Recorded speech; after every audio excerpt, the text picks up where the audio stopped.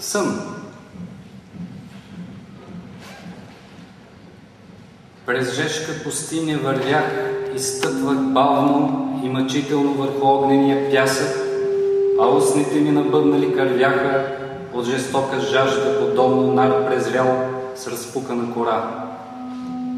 И ето, че след дългото безпаметно вървене, сред халюцинации и бутафорни делнични събития, безмълвни крясъци, декори от комуникета, вцепеняващ страх, арогантно-елитарни маски, блудни сценки в марионетния театър на миража.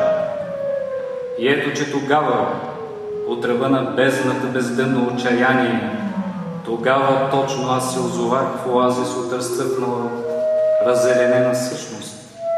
В сърцевина на блясъка и на покоя, в чието център се издигаше безценен кладенец от драгоценни камъни, от яспис, от сапфир и халкидон, смарагд, сардоникс, сарди, хрисолит, берил, топаз и аметист, а също хрисопас и хиацинт.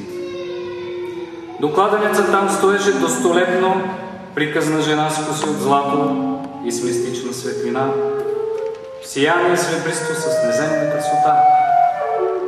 Господарке, казах, дай ми, моля те, да пия, аз съм твой слуга. Жената спусна в кладенеца своето ведро, вода за да почерпи, после го изтегли, подаде ми да пия, ала то бе пълно не с вода, а с кръв. Аз се ужасих, но тя ми рече, пий. Водата се превърнала в Господня кръв. Няма повече да ожеднееш, нито ще умреш.